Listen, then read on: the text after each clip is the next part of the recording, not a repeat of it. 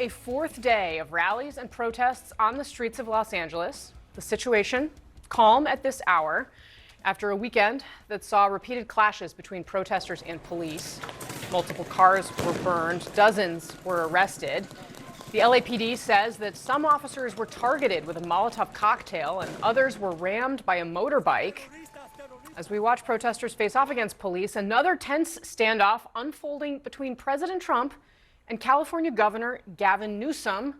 Over the weekend, Newsom dared Trump border czar Tom Homan to arrest him after Homan suggested that California's Democratic leaders could face federal charges if they interfere with immigration raids. And now, President Trump making it clear just how he thinks Homan should respond. Gavin Newsom he's daring Tom Homan to come and arrest him. Should he do it? I would do it if I were Tom. I think it's great. Gavin likes the publicity, but I think it would be a great thing. I think it would be a great thing. Governor Newsom very quickly responded to those comments from the president. He wrote this, quote, "This is a day I hoped I would never see in America. I don't care if you're a Democrat or a Republican. This is a line we cannot cross as a nation. This is an unmistakable step toward authoritarianism."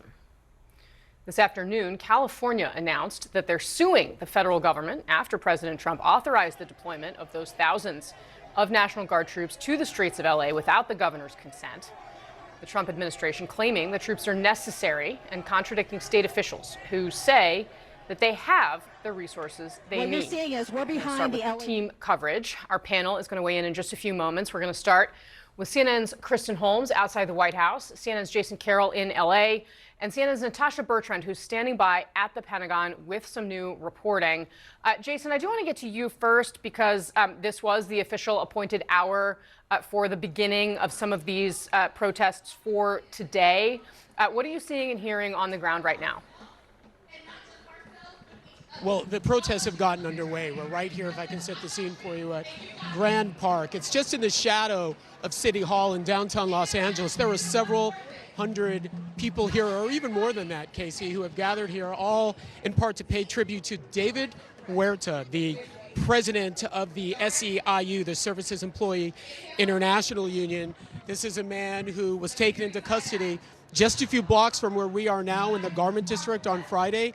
The union says, Casey, that he was out here trying to protect the rights of migrants who were being taken into custody during an ICE raid. Of course, the federal government saying that this is not what happened. They're saying that what Huerta did was obstruct their efforts to take into custody people who are here illegally. And so what we've seen is a number of people here who are gathering. They're saying by taking him into custody, that is making a tense situation even worse. And of course, law enforcement does not want to see a repeat of what they saw over the weekend. You had some dozen people who were arrested after protesters clashed with police, shut down part of the 101 freeway at one point.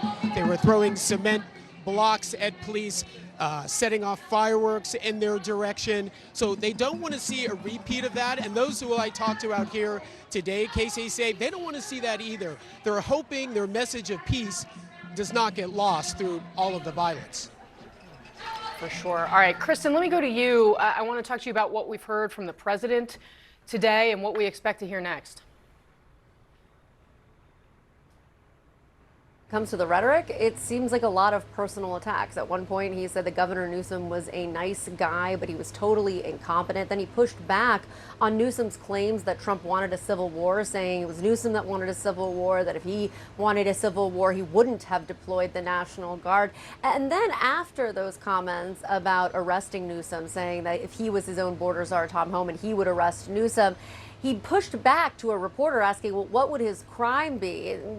This is obviously not a crime, what he said, but instead he said his primary crime was ever running for governor in the first place. So clearly here, this is getting incredibly personal. These are personal jabs, but we also know that there is a lot of emphasis on what's going on, and there are a lot of power behind both of these people.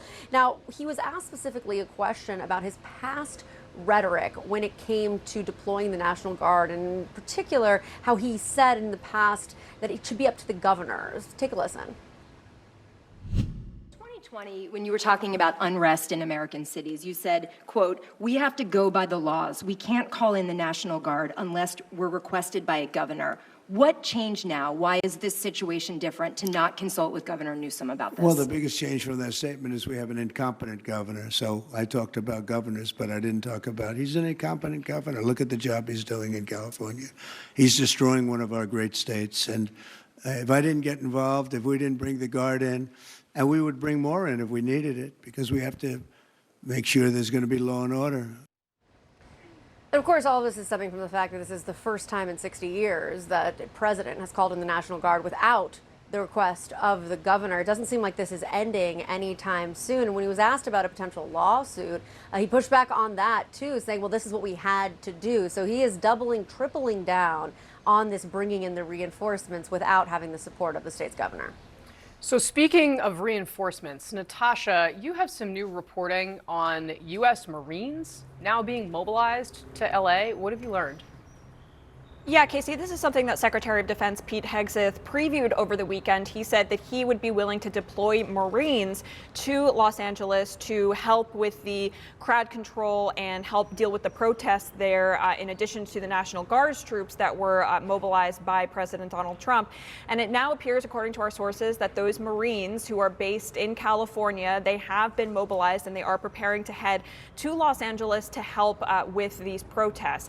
Now, it's unclear at this point exactly what their task is going to be. We're told that Defense Department lawyers are still kind of working out the rules of engagement for them and the kind of left and right of what they can actually do once they're there. But we're told that it is largely expected to mirror the kind of standing orders that the National Guard has, which is they can protect federal personnel. If they are threatened, they are going to be protecting property, but ultimately they cannot be engaged in law enforcement type activities like making arrests, for example, unless President Trump invokes the Insurrection Act, which would allow those troops, those National Guard troops, as well as the Marines to start acting in a law enforcement capacity. So this is obviously a significant escalation in President Trump's use of the military on U.S. domestic soil as a show of force against these protesters. But ultimately, it is not entirely clear how different their role is going to be, if at all, from those National Guard troops who are already working inside Los Angeles alongside federal personnel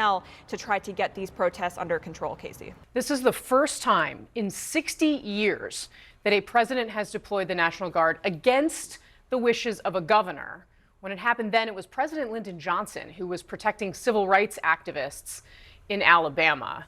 Let's listen to how President Trump talked about these protesters today. The people that are causing the problem are professional agitators, they're insurrectionists, they're bad people, they should be in jail. Specifically, the president's choice of the word insurrectionists. Likely no accident. Over the weekend, Trump refused to rule out invoking the Insurrection Act. That act allows him to deploy active duty military troops on the streets of America's cities and towns to conduct law enforcement. This does seem to be a fight that Donald Trump wants. He, of course, views law enforcement, crime, immigration issues as winning issues for him and the Republican Party. And the protests in California have allowed him to target a blue city in a blue state. And of course, the state's Democratic governor likely to run for president in 2028. The question is, of course, just how far will the president go? Let's look at how Gavin Newsom seems to be answering that question right now. This is serious. The people's lives are at stake. The reputation of this country is at stake. Great American cities and states. It's not just, this is a preview for things to come. This isn't about LA per se. It's about us today. It's about you, everyone watching tomorrow. I promise you. I mean, this guy's unhinged. Donald Trump is unhinged right now.